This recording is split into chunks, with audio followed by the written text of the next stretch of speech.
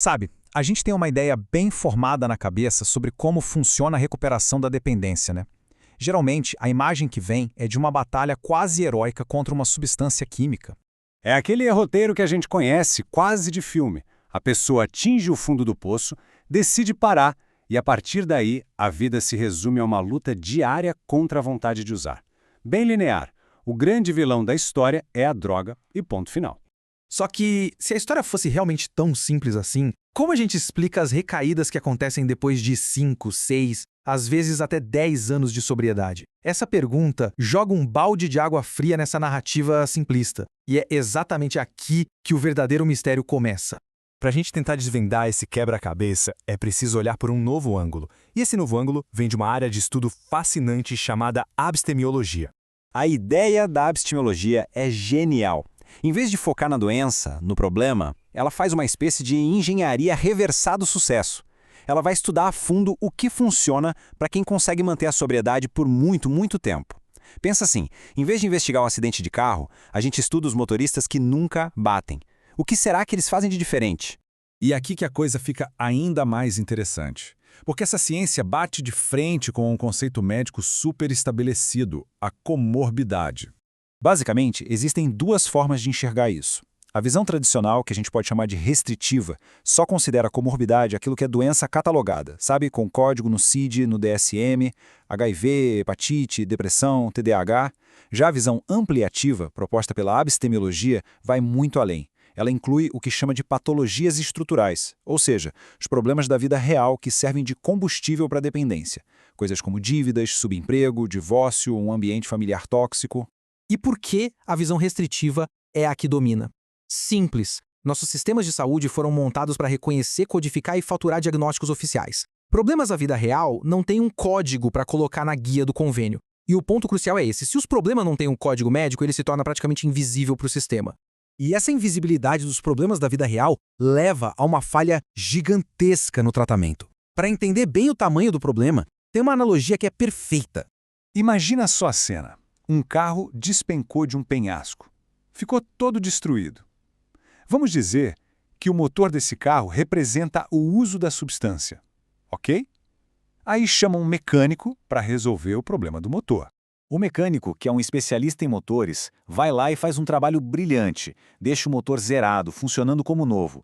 Só que ele ignora todo o resto. O chassi está todo torto, os 4 pneus estão furados, os vidros estão em cacos. O trabalho técnico dele foi impecável, mas o carro não vai a lugar nenhum. E a pior parte vem agora. Quando alguém tenta dirigir o carro e, obviamente, ele não anda, o mecânico vira e diz: "Ué, a minha parte eu fiz, o paciente é que não colaborou." Isso ilustra perfeitamente a falha do sistema, culpar o indivíduo por um problema que é totalmente estrutural. Esses pneus furados, esse chassi torto, na vida real, são justamente os problemas que o sistema ignora. É uma fobia social que nunca foi tratada, uma dívida financeira que tira o sono, um ambiente familiar insuportável, ou até uma arrogância crônica que impede a pessoa de pedir ajuda. Pense em alguém com fobia social que é forçado a ir num churrasco de família. Para essa pessoa, beber algo não é sobre fissura, é uma automedicação de emergência para conseguir suportar uma dor social que é insuportável. A recaída, nesse caso, não é sobre a droga, é sobre a comorbidade, o problema de base que ninguém tratou. Ok, então a gente já entendeu que o problema é maior do que a substância. Mas isso se desdobra de maneiras diferentes ao longo do tempo. A recuperação não é uma batalha única e estática, é mais como uma guerra, com frentes de batalha que mudam com o passar dos anos. Para entender a base disso, vale a pena olhar para a neurobiologia. Pensa no cérebro com TDAH não tratado, por exemplo. Ele já funciona com um déficit crônico de dopamina, o neurotransmissor do prazer. Durante anos, a substância entra e inunda esse sistema, dando uma sensação artificial de que está tudo bem. Só que aí, na sobriedade, a substância é retirada. E o que acontece? Aquele déficit original volta com tudo, escancarado. O cérebro mergulha num estado chamado anedonia, e esse vazio químico vira um gatilho biológico poderosíssimo para a recaída. E a anedonia não é só tristeza, viu? É um estado clínico em que o cérebro perde a capacidade de registrar prazer ou recompensa. A comida favorita tem um gosto de papelão. Um abraço parece vazio. É um mundo quimicamente cinza. E nesse cenário, a recaída muitas vezes parece a única porta de saída. E essa jornada de recuperação tem fases bem distintas. Nos primeiros 2 anos, as crises são mais biológicas e legais. A abstinência, a desintoxicação, processos na justiça. Depois, entre o segundo e o terceiro ano, o foco muda para as crises familiares e de relacionamento. Reconstruir a confiança, lidar com divórcios, codependência. E a partir do terceiro ano, o que pega são as crises estruturais e existenciais. O subemprego, a falta de propósito.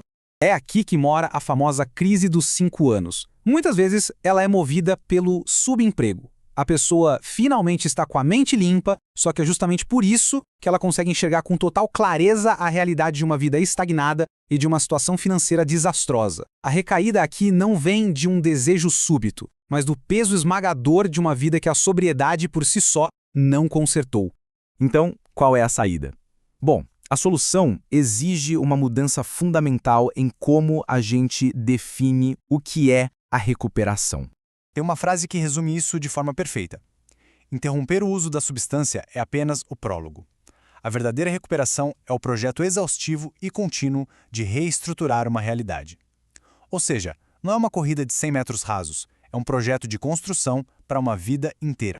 Essa tabela deixa a mudança de paradigma bem clara. O objetivo antigo era um exame toxicológico limpo. O novo objetivo, uma vida reconstruída. O foco antigo era na substância. O novo foco, nos problemas estruturais. A gente sai da ideia de uma batalha curta e intensa para entender que se trata de um projeto de construção para a vida toda. É tirar o foco do sangue e colocar o foco no chão em que a pessoa está pisando. A grande lição, no fim das contas, é esta. A sobriedade simplesmente não consegue sobreviver nas ruínas de uma vida.